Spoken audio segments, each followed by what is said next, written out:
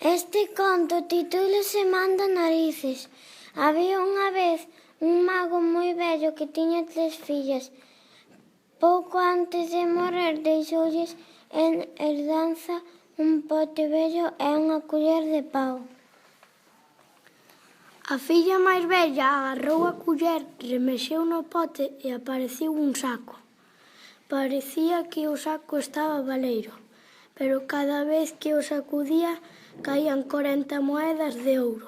«Isto vale un capital», exclamou. Despois probou sorte a mediana. Remexeu e apareceu unha corneta de prata con 2 boquillas.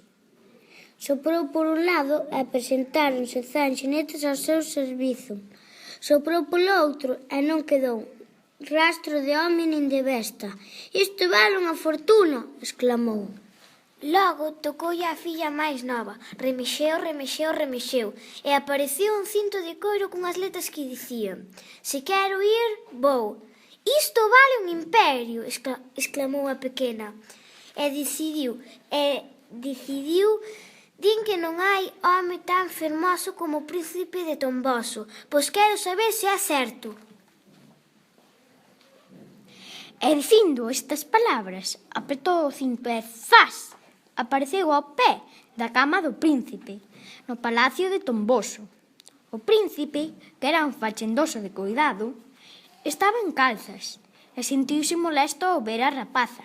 «Como conseguiches entrar?» preguntou finxindo confianza. Ela explicoulle os poderes máxicos do cinto. Con trampas e malas artes, o príncipe conseguiuse facer co cinto e zas!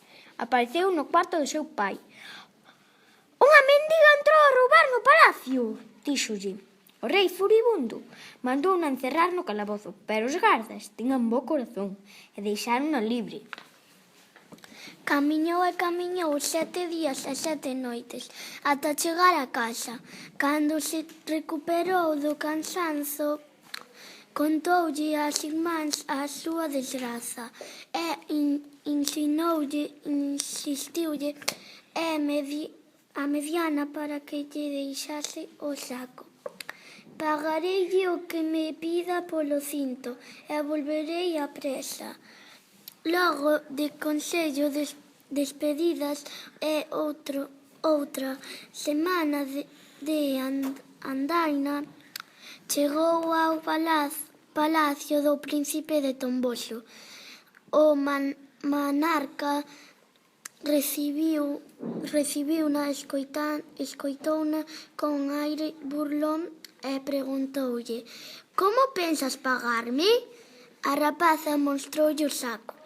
E outra vez o príncipe, con enganos e galanteos, deixouna sen nada no peto e nas mans dos gardas. Pasou nas canutas, pero conseguiu que a deixase marchar.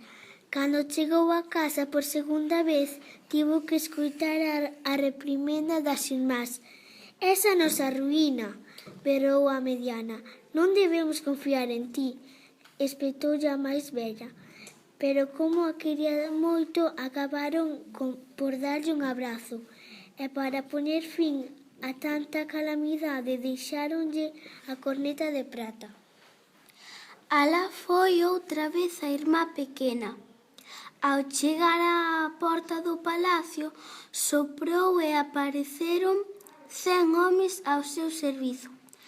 O príncipe, abraiado co séquito, preguntoulle á rapaza: «Como consegue xuntar tantos homes en tan pouco tempo?»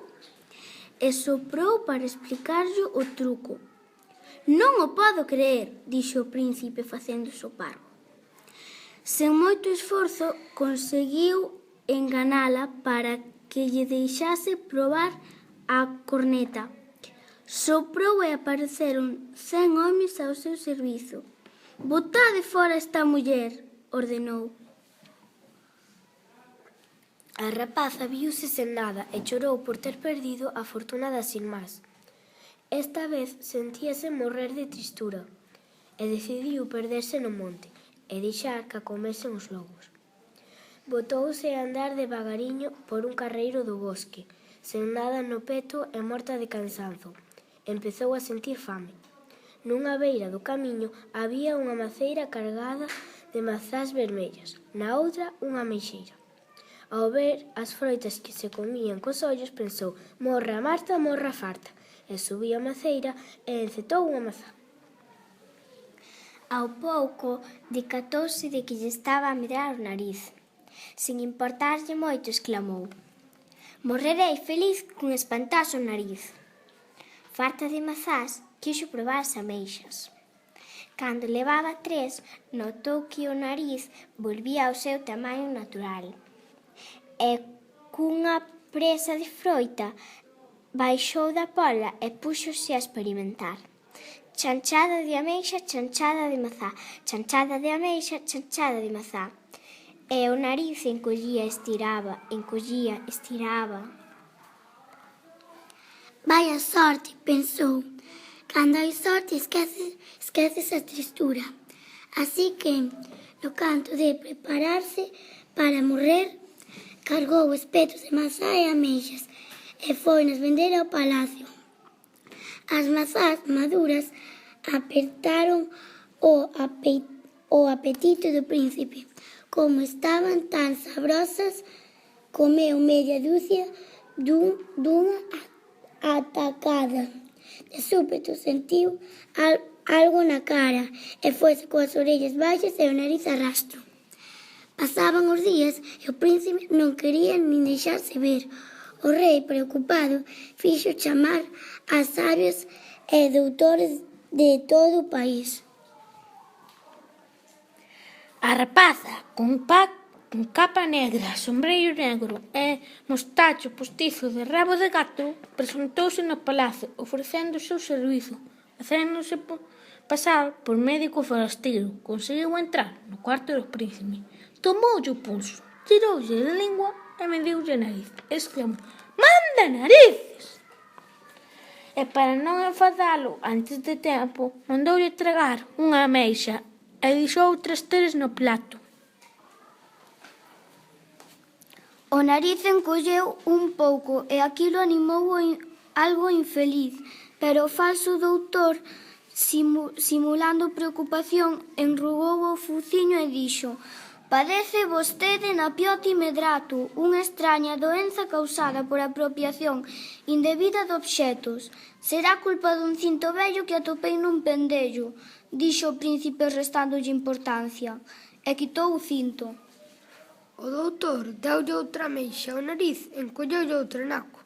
E non haberá algo máis? Tal vez este saco farrapento que veu polo vento. O doutor deulle outra ameixa e o nariz encolleulle outro pouco. Algo máis, nobre príncipe? Quizá esa corneta gastada que non vale nada. E doulle a corneta e volte dalle unha ameixa máis, un palmo menos. Pero seguía tendo unha napia de raios. Pois sinto deixalo así, manda narices, pero máis non podo facer, dixo o doutor. E levantando o sombreiro, fixo unha reverencia e despediuse. Está realmente elegante con esa cousa por diante. O príncipe entón recoñeceu o doutor, pero xa era tarde. A rapaza apretou o cinto, e co saco nunha man e a corneta noutra, zas, volveu coas irmás, que as esperaba cos brazos abertos. E viviron felices e esqueceron o príncipe. Manda narices!